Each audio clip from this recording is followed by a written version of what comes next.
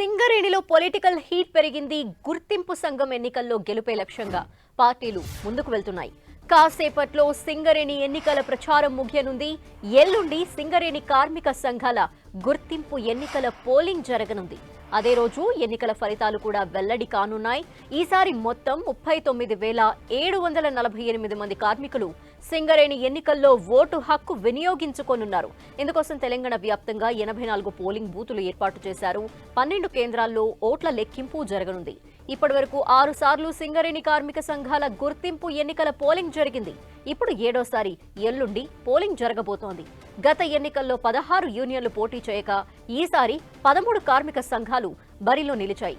గత 2 పర్యాయాలు అధికారంలో ఉన్న బీఆర్ఎస్ సింగరేణిలో తమ అనుబంధ కార్మిక సంఘం టీబీజీకేఎస్ ను 2 సార్లు గెలిపించుకుంది. ఈసారి అధికారంలో ఉన్న కాంగ్రెస్ తమ అనుబంధ కార్మిక సంఘం అయిన ఐఎన్టీయూసీని గెలిపించుకోవాలని పావులు కదుపుతోంది. 2003లో ఒక్కసారి మాత్రమే ఐఎన్టీయూసీ విజయం సాధించింది. ఇప్పటి వరకు 6 సార్లు సింగరేణి ఎన్నికలు జరగగా 3 సార్లు ఏఐటీయూసీ, 2 సార్లు టీబీజీకేఎస్, ఒకసారి ఐఎన్టీయూసీ గెలుపొందింది.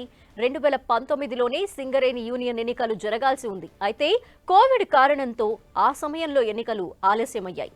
సింగరేణి సంస్థలో కార్మిక సంఘం గుర్తింపు ఎన్నికలను కాంగ్రెస్, సిపిఐ, సిపిఎం పార్టీల అనుబంధ సంఘాలు ప్రతిష్టాత్మకంగా తీసుకోవడంతో ఎన్నికల వేడి పెరిగింది. సింగరేణి ఎన్నికలకు గతంలోనే నామినేషన్ల ప్రక్రియ పూర్తి కావడంతో బ్యాలెట్ పత్రంలో టీబీజీకేఎస్ ఉన్నా ఇటీవల జరిగిన అసెంబ్లీ ఎన్నికల్లో బీఆర్ఎస్ ఓటమి పాలు కావడంతో కొంతమంది ఆ పార్టీ కార్మిక నేతలు ఇతర పార్టీల్లో చేరారు. అయినప్పటికీ బొగ్గుబావుల వద్ద బీఆర్ఎస్ అనుబంధ కార్మిక సంఘం నాయకులు ముమ్మర ప్రచారం కూడా చేశారు. సింగరేణి కార్మిక సంఘాల ఎన్నికల్లో ఐఎన్టీయూసీ గెలుపొందాలని, అందుకు తీవ్రంగా కృషి చేయాలని కాంగ్రెస్ అధిష్టానం నుంచి ఆదేశాలు అందటంతో రాష్ట్ర మంత్రులు, కోల్బెల్ట్ ఎమ్మెల్యేలు రంగంలోకి దిగారు. అనుబంధ సంఘాల గెలుపు కోసం పొలిటికల్ నాయకులు సైతం సీన్లోకి ఎంట్రీ ఇవ్వడంతో సింగరేణి ఎన్నికలు రాజకీయ రంగు పులుముకున్నాయి. సింగరేణి యూనియన్ ఎన్నికలను ప్రతిష్టాత్మకంగా తీసుకున్న కాంగ్రెస్ విజయం కోసం విస్తృత ప్రచారం చేస్తోంది. మంత్రులు శ్రీధర్ బాబు, పొంగులేటి శ్రీనివాసరెడ్డి బొగ్గుగనుల వద్ద ప్రచారం చేస్తున్నారు. ఎన్నికల్లో గెలిస్తే సొంతింటి కల నెరవేరుస్తామని, ఉద్యోగాల భర్తీ చేస్తామని కాంగ్రెస్ పార్టీ హామీలు గుప్పిస్తోంది. అసెంబ్లీ ఎన్నికల్లో మిత్రపక్షంగా తమ విజయం కోసం కృషి చేసిన సిపిఐ, కాంగ్రెస్ సింగరేణి ఎన్నికల్లో ప్రత్యర్థులుగా మారారు. సింగరేణి ఎన్నికల్లో పట్టు సాధించడం కోసం మంత్రులు, ఎమ్మెల్యేలు రంగంలోకి దిగటంతో కోల్ బెల్ట్లో ఒక్కసారిగా గుర్తింపు ఎన్నికల వేడి పెరిగింది. మొత్తం మీద అసెంబ్లీ ఎన్నికల మిత్రులైన కాంగ్రెస్, సిపిఐలు సింగరేణి గుర్తింపు పోరులో ప్రత్యర్థులుగా తలపడుతూ ఉండటంతో ఆసక్తిగా మారింది. 2 పర్యాయాలు గుర్తింపు సంఘంగా టీజీబీకేఎస్ ఉనికి తాజా ఎన్నికల్లో ప్రశ్నార్థకంగా మారటం చర్చనీయాంశంగా మారింది.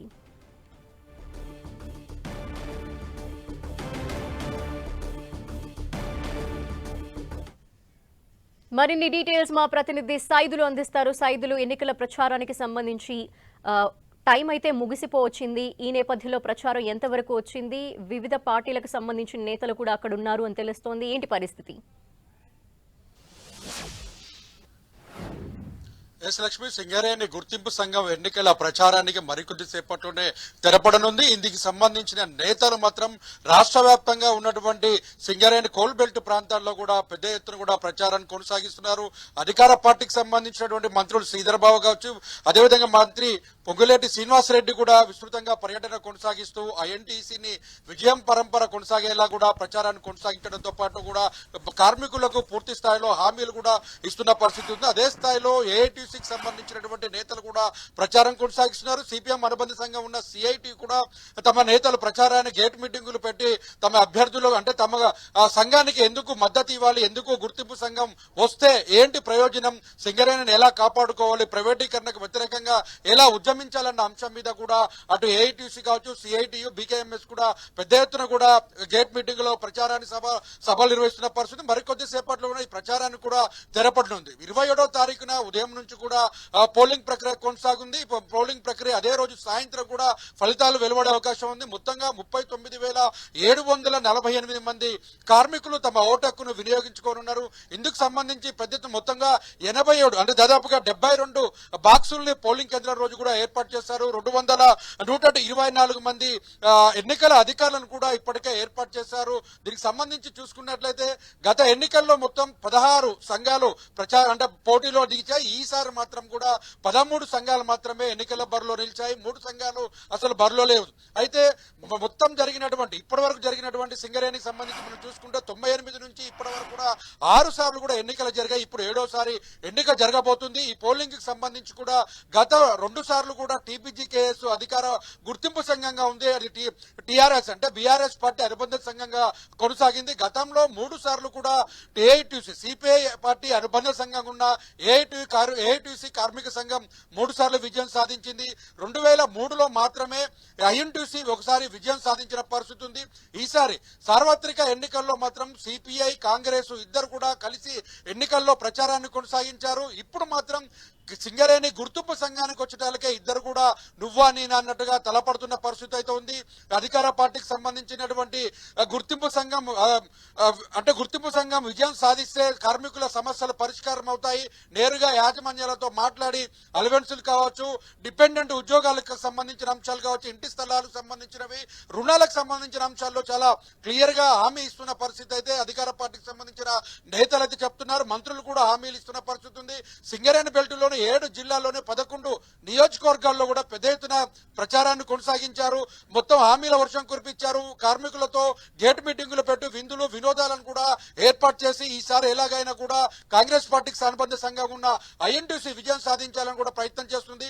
అదే స్థాయిలో ఏఐటీసీ కూడా తను ఎన్నికల్లో పోటీ అంటే గతంలో 3 సార్లు విజయం సాధించిన తర్వాత గుర్తింపు సంఘంగా ఉన్న సమయంలో తన సింగరేణిని ఎలా కాపాడుకుంది, కార్మికుల సమస్యలపై ఎలా పోరాటం చేసింది, భవిష్యత్తులో ప్రైవేటీకరణకు వ్యతిరేకంగా ఎలా పోరాటం చేసేదాని మీద కూడా పూర్తిగా కార్మికులకు వివరిస్తూ గేట్ మీటింగుల ద్వారా ఒక వైపు ఆందోళన కొనసాగిస్తున్న పరిస్థితి కనిపిస్తుంది. ఇటీవల కాలంలో కేంద్ర ప్రభుత్వం సింగరేణి బొగ్గు గనులకు సంబంధించిన ప్రైవేటీకరణ దిశగా టెండర్లు పిలిచిన నేపథ్యంలో మొత్తంగా అటు టీపీజీకేఎస్ మినహా మిగిలిన సంఘాలన్నీ కూడా పెద్ద ఎత్తున ఆందోళన కొనసాగించిన పరిస్థితి అవుతుంది. ప్రైవేటీకరణకు వ్యతిరేకంగా పోరాడిన పరిస్థితి కూడా మనం చూసాం. అయితే ఈ ఎన్నికలకు సంబంధించి చూసుకున్నట్లయితే నిన్నటి వరకు కూడా ఒకే జెండా అంటే ఇద్దరు కూడా అటు ఏఐటీసీ కావచ్చు, అనుబంధ సంఘంగా ఉన్న సిపిఐ పార్టీ కావచ్చు, అదేవిధంగా కాంగ్రెస్ పార్టీకి సంబంధించినటువంటి నేతలు, అదేవిధంగా ఐఎన్టీ సంఘాలు కూడా పూర్తిగా ఎన్నికల్లో కలిసి ప్రచారాన్ని కొనసాగించాయి.